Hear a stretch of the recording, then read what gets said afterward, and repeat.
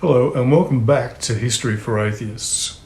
This is part 2 of my long conversation with historian of science Tony Christie about the myths surrounding the Galileo affair. In this second instalment, Tony talks about the career of Galileo, his sudden rise to fame, and the beginnings of the controversy that would eventually lead to his trial before the Inquisition. Tony gives a lot of context to help us understand what actually happened and has a lot of fun debunking myths along the way. So enjoy this detailed examination of Galileo in his real historical context. So we should probably come back to Galileo because and thank you, because I think you've given a really excellent range.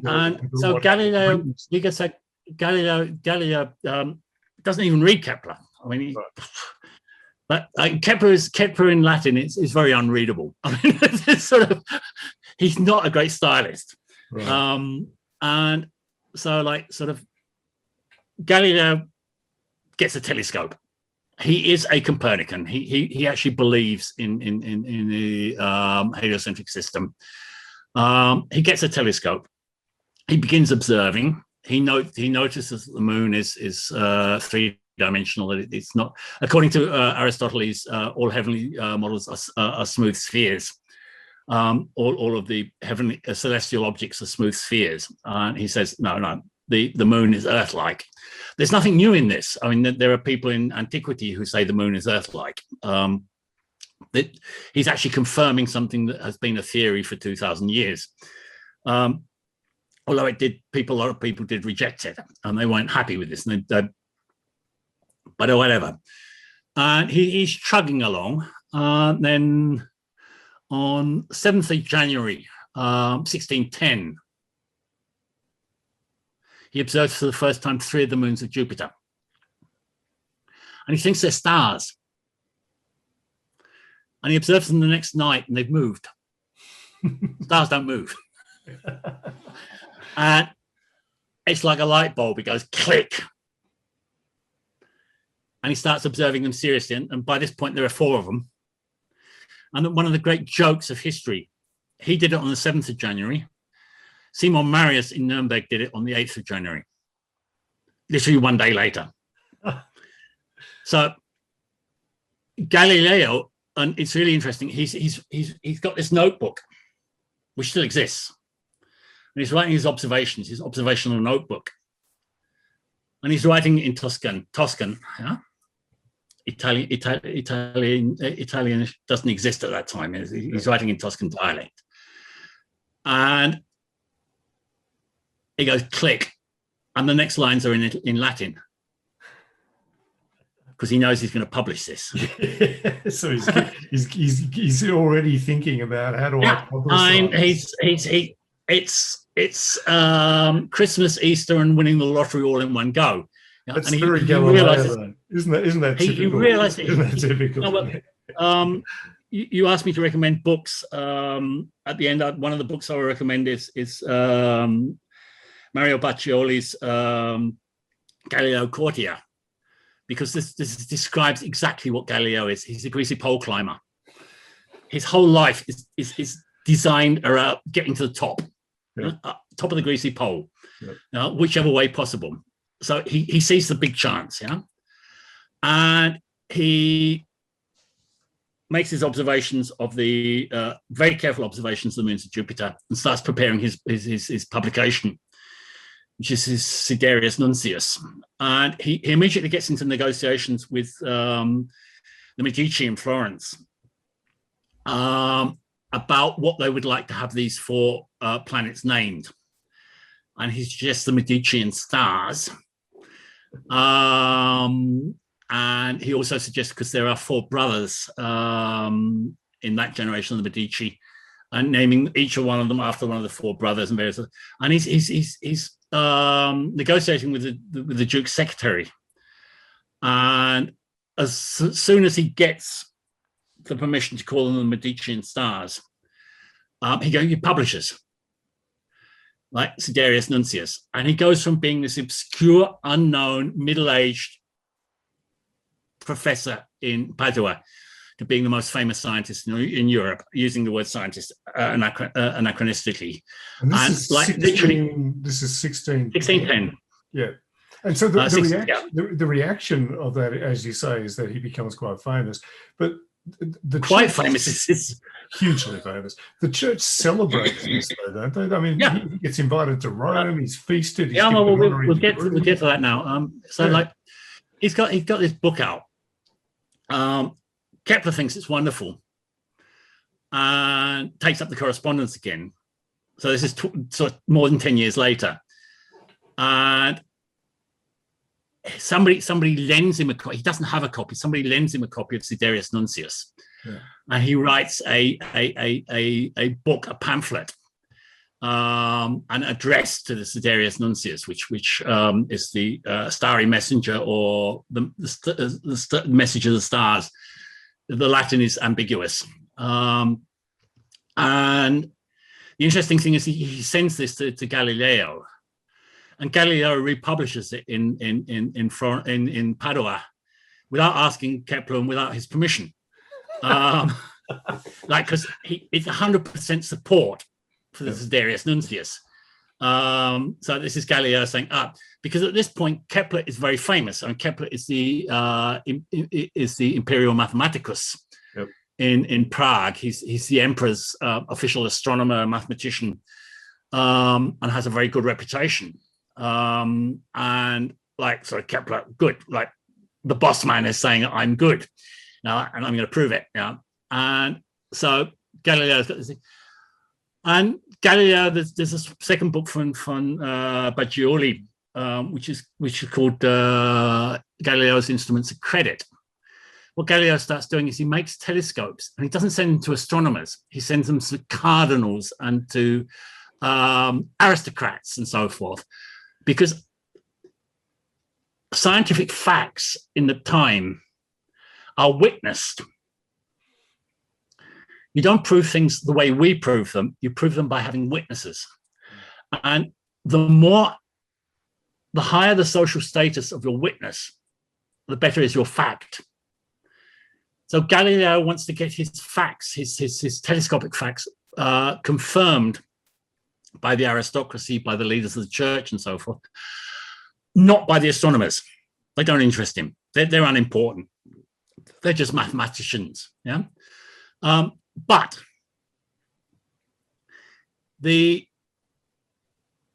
Collegio Romano, this Institute of Advanced Mathematics in the Collegio Romano, are also very interested because they've already been doing astronomical observations with telescopes. Galileo, that's the next big myth. Galileo was not the only person doing it. And in fact, he didn't make a single discovery that wasn't made either simultaneously or earlier by somebody else. Someone else. And we should point out that Collegio Romano is pretty much a Catholic Church institution, isn't it? Well, it's a Jesuit university. Yeah, exactly. Yeah. In Rome. So this it's the Jesuit university. So they weren't interested in this stuff, and they weren't looking through telescopes. They were. They really were. They were doing it. They were doing it before Galileo. There is strong circumstantial evidence that Paolo Lembo in the Collegio Romano discovered the phases of Venus before Galileo. Wow. The moon was observed by Harriot before Galileo. The phases of Venus were discovered independently by Lembo, by Galileo, by Marriott, by Simon Marius. The satellites of Jupiter were discovered independently by Simon Marius, almost simultaneously with Galileo, and so forth and so forth. But nothing, if Galileo had never lived, this is an interesting point. If Galileo had never lived, it might have taken a little bit longer to come out and all the rest of it. But all of the discoveries would have come out, and everything that followed from it would have come out. I mean, it's a good point. No, it's a very important point. Yeah.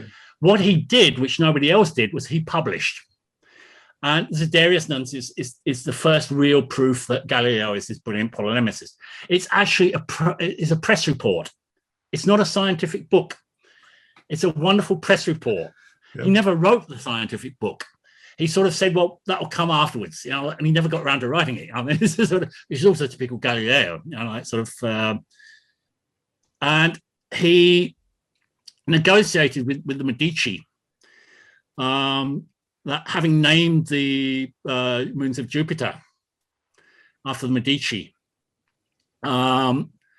he then got appointed Philosophicus and Mathematicus to the court of the Medici in Florence, with an honorary professorship at the university with no teaching obligations, for a very handsome salary, and moved to Florence. Packed his bags in Padua and moved to Florence, which is probably the biggest mistake of his life. Paolo Zappi said, "Don't do it. If you sit here in Padua, the Venetians will defend you against the church if the church decide to go against you." Zappi was a famous heretic, basically, and one of Galileo's best friends. It was Zappi who first told Galileo about the telescope. So he knew about it before Galileo. But Galileo, courtier, wanted to be more than a university professor. Also the title Philosophicus, because in the university structure, a philosopher is much higher than a mathematician. Yeah, gotcha. It's hierarchy. The highest is, of course, is a theologian. Yeah. They're at the top of the. Can I just get you to clarify a point there, though? You said that Zappi said to him, "Don't go to Florence. Stay here in Padua because the Venetians will defend you against the church." So does that mean that there was a recognised danger that the church would turn against him? What's your thoughts on that? He was certainly entering choppy waters. Okay. Because the things he discovered contradicted not the Ptolemaic astronomy at that point. He hadn't yet discovered the phases of Venus, but they do contradict they give the final death blow to the Aristotelian cosmology, which was still the official. Which was still the official line of the church. That was the basis of a hell of a lot of church theology, Thomist. But it's not that important at that point. Yeah. But Zappi had a very bad opinion of it. Zappi wrote a history of the Council of Trent, for which he got sort of basically thrown out of the church. The Council of Trent is where the Counter-Reformation starts, and Zappi wrote a history of it, which the church didn't approve of. Right. So Zappi was hiding in Venice, basically. Why was Venice? Because Venice had its own sort of like political beefs with the papacy. Why was Venice such a? Because Venice is a very powerful.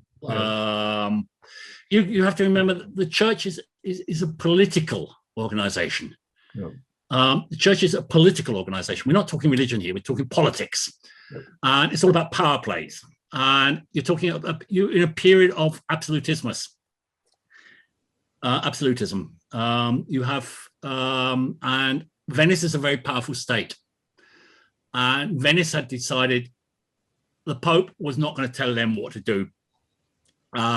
Fuck the Pope, so basically. Which again is contrary to this sort of popular perception of the world, the Catholic world at this stage, as some kind of theocracy where the Pope was all powerful. And it was just nothing like that, was it?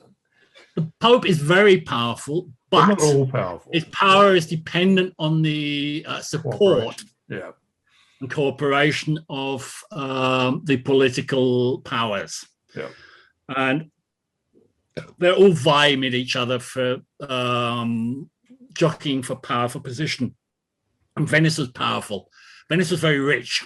Yep. Venice is this amazing trading metropole. If you go at the other side of it, probably the richest city in the whole of Europe is Nuremberg, and Nuremberg is trading with Venice, and Nuremberg is a trading center.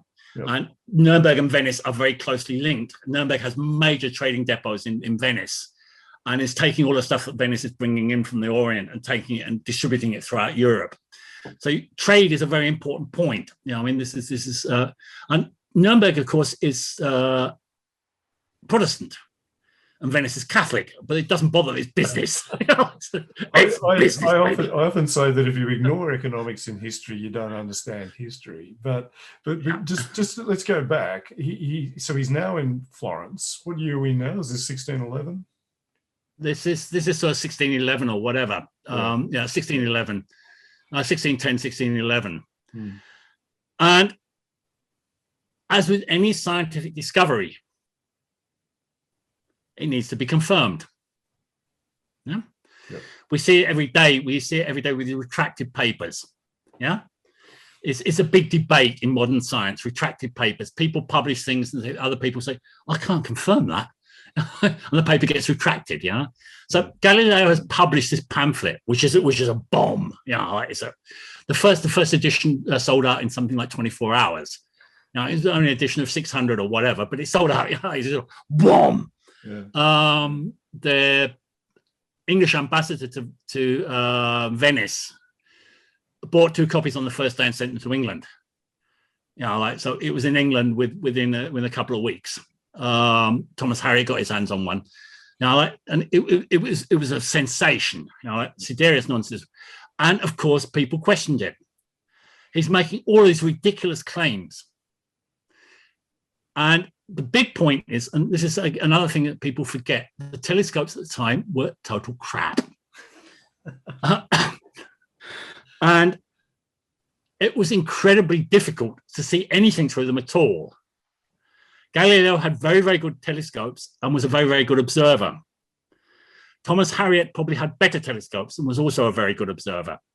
Simon Marius obviously managed to get a very good telescope and was a very good observer. These people are the exception.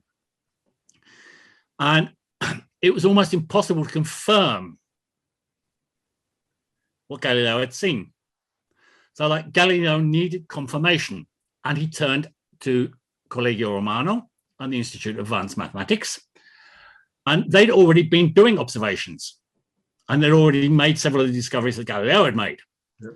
So they're going, right, we'll do it. And they got asked by Roberto Bellarmino, who was the leading theologian of the period. So he was a cardinal, and he's going to come back into the story in about 5 years. He's already at the top. I mean, he's Mr. Big. Yep. And he got and people forget about Bellarmino. He'd actually taught astronomy at university. He was a very, very educated, very intelligent man, and he knew his way around. And he didn't say, no, it's not true. He said, Galileo has made some interesting discoveries. Are they correct? Are they true? And so the people in the Collegio Romano, they could confirm that it's a simple stuff. But they had problems with the moons of Jupiter. And they tried building better telescopes and couldn't. And Galileo was corresponding with Greenberger, who was basically leading the Institute of Advanced Mathematics at the Collegio Romano, because by then Clavius was a very old man. And he died actually in 1612. And Galileo and Greenberger are exchanging information on building telescopes and making observations and all the rest of it. So there's a sense of cooperation and amongst experts, recognizing the talents of each other and all the rest of it. There's no competition. Yeah. And then a guy called Santini, who had access to very good lenses from Venice, built a telescope which he then sent to the Collegio Romano, and they could and they confirmed all of Galileo's discoveries. They then invited him to Rome. This is 1611. They invited him to Rome, and this is the Jesuits. This is the anti-science people, according to the atheists. Yeah. And they invited him to Rome and threw a big banquet in his honor. There were odes written and recited at the banquet and all the rest of it. And he then became a member of the Accademia dei Lincei, this rather strange private scientific academy of Prince Cesare. it's not quite what it's made out to be. It was a very strange, or it's a little bit cult. Right. So But he wasn't quite the Royal Society, but it was sort no, of no, but they were serious. I mean, the members were all fairly good scientists, and their main interest was the life sciences. They did a lot of work on life sciences and all the rest of it. But they made Galileo a member, and they gave another banquet. And at that banquet, the telescope got its name, Telescopos, and it sort of it kicked off Galileo's career. I mean, he's now Mr. Big. In that trip to Rome, he also had audiences with various cardinals, and didn't he have an audience with the Pope as well?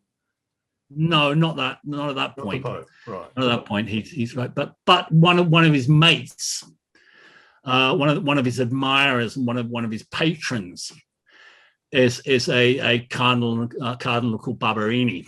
Yeah. And Barberini is a big fan, and Barberini is also a big fan of the Ninci, and he in 1613 sort of says to Galileo, "Hey, like slow down, take it easy. The church is a big ship. It takes a lot to maneuver it. Don't apply pressure. You're safe, you're okay, but don't go overboard. If you start kicking, they'll kick back. And you recognize the name. And he's the Pope that said that sent Galileo to the Inquisition, like so. But in 1613, he's at the story later on as well. It's interesting that's two people that have kind of said to Galileo, "Look, just politically, you need to take it easy." And Galileo doesn't sound like a guy who was very good at taking that kind of advice. And you then get the what I regard as Galileo's biggest mistake. In 1615, by this point, Galileo is superstar. I mean, he's sort of, and the thing is that his job, which most people don't realize, his job at the court of the Medici is he's an intellectual court jester. Now, what he's supposed to do is, after dinner, is engage in debates, scientific, philosophical debates. And they don't care whether he's right or wrong, and whether he wins or he loses. He has to entertain. And that's what his function is. He's allowed to do his research, he's allowed to do what he likes, but his function is this sort of intellectual court jester. And he's got by this point, he's got a lot of important mates and a lot of very powerful mates, because he's a bit of a rock star. And people like to associate with rock stars, it's sort of, so then we get to around 1615, and Galileo is not in Florence. I just can't remember where he was, but he wasn't in Florence. And one of his students is having dinner with the Medici, Castelli, and gets into a debate with the Grand Duchess Christina, Christina, and gets into a bit of a muddle, because she asked him straight up about the contradictions between heliocentricity, Copernican heliocentricity, and the Bible. And he sort of gets his way out of it, without embarrassing himself, and writes a letter to Galileo and says, "What? No, what should I have said? What should I have said?" And he writes the letter to Castelli, and this is where Galileo goes completely wrong. The whole point, and you have to, and this is what I mean about context, what the whole atheist church versus Galileo people ignore completely. 1517, Martin Luther, Reformation. 1525, Nuremberg becomes the first city-state that's Protestant. 1508, whatever, yeah, and it goes on and on and on. There are wars, and Council of Trent, which is 1572, 1571, somewhere around there. Started, it ranged over a number of years. It was very long. 10 years, I think. Yeah. You get the Counter-Reformation. And the whole point of the Reformation, the main point that Martin Luther makes, the Catholic Church says that we are the sole interpretive power of the Bible. Only we are allowed to interpret the Bible. And in fact, the only people who are allowed to interpret the Bible are the Church Fathers, who interpreted it at the beginning of the founding of the Church, which Augustinus is the most famous, but there are lots of other ones. Yeah. So we have interpreted the Bible, and that is what the Bible says, and that is what actually interpretations get changed. I mean, it as you well know, it sort of gets modified all the way down the line. Yeah. You have to modify it to bring Aristoteles in, all the rest of it. You know, Aristotle in, but anyway, this is what the Catholic Church says, and Luther comes along and says, well, actually, no. Every man ought to be entitled to interpret the Bible as he wants. He actually changed his mind later and started dumping on people who interpreted the way that he didn't like. He became just as intolerant as the Catholic Church, but that's another story. So that's what the Reformation is about. And the Counter-Reformation is re-establishing the power of the Catholic Church to interpret the Bible. So we've got this thing of the Reformation, Counter-Reformation is about who has the right to interpret the Bible. We have this thing I've described, universities. Yeah, universities. Yep. The most important person in the university hierarchy is the theologian. The most insignificant person in the university hierarchy is the mathematicus. He's down here. Yeah? So, 1615, Mathematicus Galileo writes a semi-public letter telling the church how to interpret the Bible. So this is the letter to Castelli. When you say semi-public, it kind of got, letters like this got circulated, didn't they? Yeah. It was expected to be like an email. He didn't send it to Castelli. No, it was expected to be. It was expected to be. He expected Castelli to show it around and to make copies of it. And of course, this is perfectly normal. We are in the Republic of Letters. Yeah. This is exactly what the Republic of Letters means. It's all about, right? People communicated by writing letters. People actually wrote letters which included letters from other people. They wrote a letter which included copies of a letter from somebody else and sent it on to 5 different other people. Yep. And this is exactly, people ask or think, what is the Republic of Letters? It actually refers to writing to things. But in fact, it comes down to basically people writing letters and sending them. There are no journals. So information is being spread around like this. So this is almost the equivalent of not quite, but almost the equivalent of writing a scientific paper. If you want people to understand what you're thinking, you write a letter and they circulate it. And Galileo sort of basically, Galileo writes a letter to Castelli telling the church how to interpret the Bible. All the big Galileo fans saying, yeah, well, he's perfectly correct. It doesn't give a fuck if he's correct or not. A mathematicus, is telling the theologians how to interpret the Bible. And that was a no-no. And that is a no-no. At the same time, a monk, I've forgotten which order he belonged to, called Foscarini, who was a supporter of Copernicus, wrote a pamphlet basically doing the same thing. And he got censored for it. So he sent a copy of his pamphlet to Roberto Bellarmino, who is the leading theologian of the Catholic Church. Officially, he's number one. He is the boss. Yep. Sort of saying, look, I wrote this pamphlet. I don't see anything wrong with it. Do you? And give me your opinion on it. So Foscarini is being very upfront. He's being very direct. Galileo has somebody, one of the Dominicans got hold of a copy of the Castelli letter and sort of sent it to Rome and said, look at this guy's a heretic. And so Roberto Bellarmino, he's an Italian, sort of read Foscarini's letter, and he wrote a reply. And it's one of the most brilliant pieces of diplomatic compromise between theology and science that's ever been written.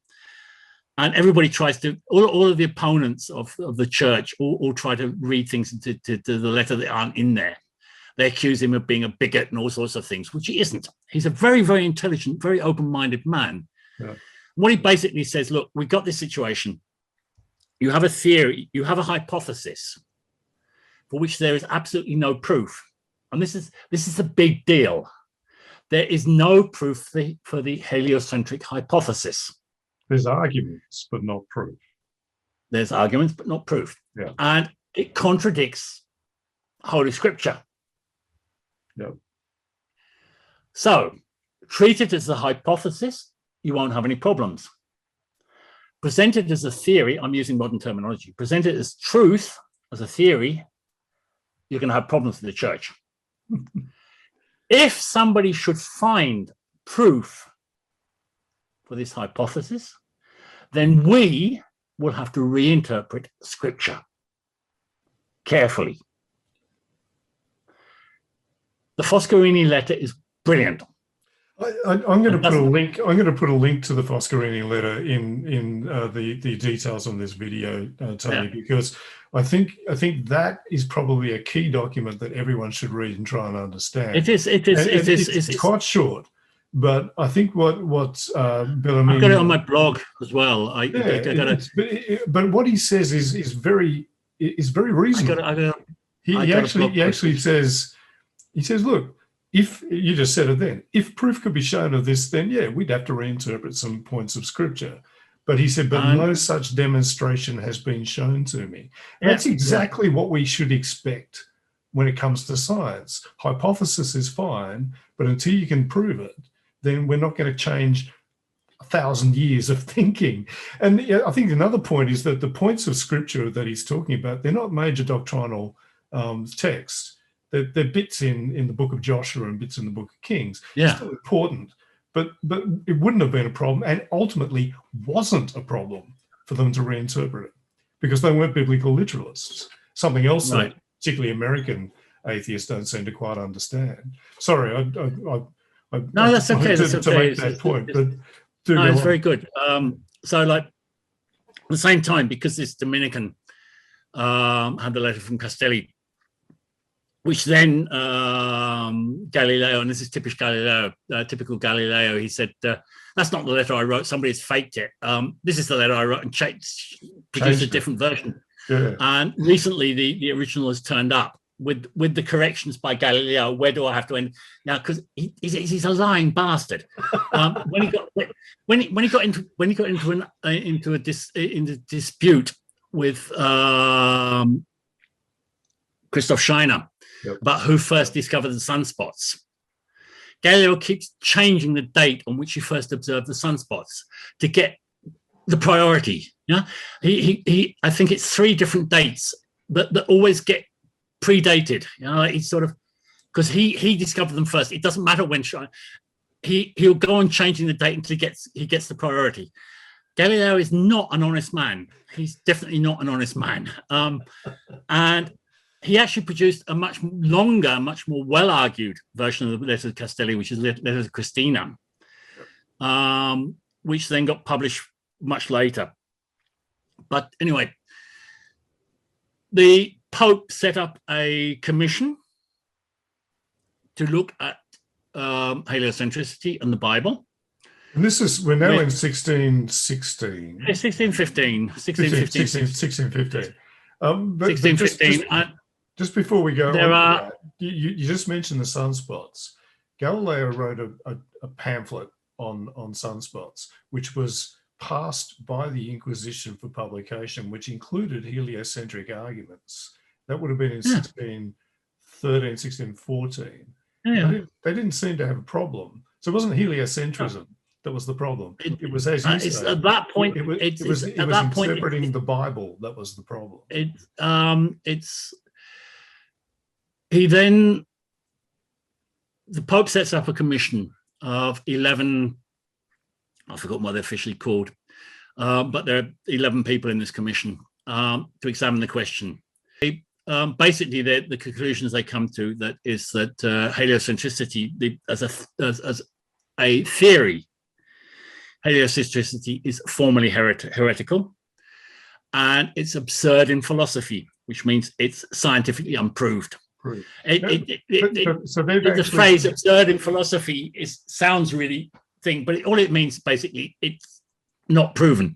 So in other words, they've checked with the scientists, haven't they? They didn't just. They don't need to. They're educated people. They've had it. This is the whole point.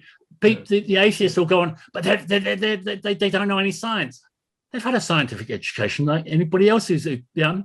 Yeah. They know the basics of astronomy. They know the facts. If they need to ask, they know people they can ask. You know, yeah. As I say, Bellarmine himself had lectured on astronomy as the university lecturer. Yeah. He wasn't one of the 11 people. And the next point about being formally heretical, they cannot declare something heretical. Only the Pope can declare something heretical, right. And he never did. Uh-huh. Heliocentricity was never officially declared heretical. And this is a very, very important point, because all of the atheists, they declared it heretical. They didn't. It never happened. It never happened. Yeah. So so the Pope says to Bellarmine, good, this is the decision. Could you please call in Signor Galileo and inform him what the commissioners decided? So he does, and they have a very, very nice, gentle talk. And he says, you're not allowed to hold or teach the heliocentric theory as fact. Yeah, fine. And at that point, somebody from the Inquisition came in and formally, because the Bellarmino's talk was informal, right, formally informed Galileo of this. This produced the infamous, supposedly forged document during Galileo's trial. The dubious, or the disputed memorandum. Yeah. The memorandum was written of this formal information on Galileo. Yeah. So Galileo goes away. People are saying he's been censured by the church. Galileo writes a letter to Bellarmino and says, people are saying and Bellarmino writes a letter back to Galileo, which he's allowed to publish, saying he is in no way being censored by the church. Okay. So this is a couple of months after his formal information that the ruling of people refer to 1616 as a trial. It wasn't. Right. It was a conversation. Yep. In which he was informed of a decision that had been reached by this committee. And the point is, the decision says you are allowed to talk about heliocentricity as a hypothesis. Yep. You are not allowed to present it as a proven theory. Yep. And the interesting point is that the scientific status of heliocentricity at this point in time is exactly that. Hypothesis. And it's a hypothesis. Yep. And the big one that everybody misses and everybody ignores, and it really is the elephant in the room, there is absolutely no proof that the Earth moves. So he didn't prove it. No one had proved it at that stage. No, there is absolutely no proof that the Earth moves in any way whatsoever. And this is the beginning and end of the heliocentric theory. I mean, it's you can't have a heliocentric theory without proof that the Earth moves. And one of the things I do in arguments with atheists is I say, well, using the knowledge and the instruments that were available at the beginning of the 17th century, prove to me that the Earth moves. And they never came. I should, just for the purposes of everyone's understanding, Thony and I are both atheists. So when we talk about arguments with atheists, we're talking about arguments with atheists who don't understand the history. We're not talking about arguing with them because they're atheists. But that's a really good point. And I've done the same thing, Thony. I've said, okay, if it was so bleeding obvious, using the knowledge of 1616, prove it, and they don't even know where to begin. So the joke is, and it's only something I only learned very recently. One's always learns new things. You can. Oh, really? Yeah. It was the proof that the Earth orbits the Sun is Bradley's 1725 discovery of stellar aberration. Yep. The proof that the Earth rotates on its axis is the 19th century. Is Foucault with his pendulum. Yep. And what he is showing is the Coriolis effect. And there's a big joke because Galileo was one of the first people to experiment with pendula. He's credited with having discovered the law of the pendulum. His version of the law of the pendulum is actually wrong, but that's it's only a minor aspect, but it's almost right, but it has to be modified. But he's one of the first people to do experiments with pendula. And he has his last student is Vincenzo Viviani. And a lot of the myths we have about Galileo are actually the product of the biography that Viviani wrote about Galileo. Viviani was his sort of secretary student in his last years when he was in under house arrest. And he was then a young scholar. And later in his life, he went on being a scientist. And he did experiments with pendulum. And he actually discovered the Coriolis effect with the pendulum and didn't realize it. He thought he made an error in his experimental setup, because a pendulum doesn't go from right to left to right to left to right to left. It turns with the Earth very slightly. This is what Foucault does. You have a really big pendulum. You can see this. If you go to Paris and observe it, the big one, in the course of the day, it goes around the circle. What is happening is the Earth is moving under the pendulum. Yeah. So it looks like. And this happened to Viviani on a very small scale. He actually measured the Coriolis effect and thought he had an experimental failure in his setup and didn't realize what it was. So in theory, you could prove. So in theory, you can prove diurnal rotation with the methods that were available at the time. The key point is that no one had. Right? No one had. So the idea that Galileo had proven all this stuff is not true. But okay, so we're now in 1616. Galileo has been told you can still examine this idea as a hypothesis. You can't present it as a proven fact, as a theory. And he goes away thinking he's okay on that basis. Well, he is. Because he is. Bellarmine has told him. He's still a rock star. He's still number one. Yeah. You know, like he's Europe's biggest scientist. You know, like sort of, and he's having his disputes with the Pigeon League. There's a hardcore of Aristotelian idiots who insist on arguing with Galileo, and he calls them the Pigeon League. Their leader was called Colomb, wasn't it? So Colomb is Italian for pigeon. So this is what I mean about him. He would have been a great internet like a Twitter troll. He comes up with stuff like that. He's funny. He's very funny. Yeah, he's a brilliant polemicist. Yeah. And then, I mean, he's getting old by now. He's an old man, you know. And in 1618, there are 3 comets, one of which is a great comet. Great comets are the ones that you can really see sort of lighting up the skies during the day. There's Halley's comet is a great comet, and there's a couple of others. Yeah. And there's a great comet in 1618, and that's the one that people talk about. There were actually 3, and various people observed it. And one of the Jesuit astronomers made the first telescopic observations of a comet and identified the core, the head of a comet, for the first time. Yep. Orazio Grassi observed the comet and wrote a pamphlet about it. A couple of other Jesuits wrote pamphlets about it. Kepler wrote the definitive book on observation of comets in 1618, which became the Bible up until the end of the up until about 1660, 1670. And somebody asked Galileo what he thought about it. And the problem was Galileo was ill and didn't observe it, didn't see it. And the version that he got presented with was the from Grassi, which, as very common with Jesuit publications, was anonymous.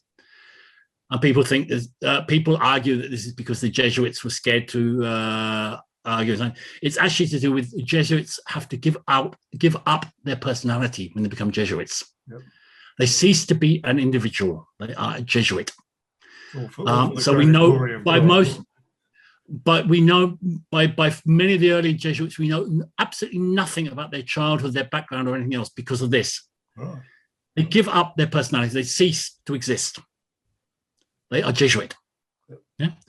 It has nothing to do with hiding behind fear of scientific opinions or whatever. So Grassi publishes an anonymous pamphlet on the comet and says that it's supralunar,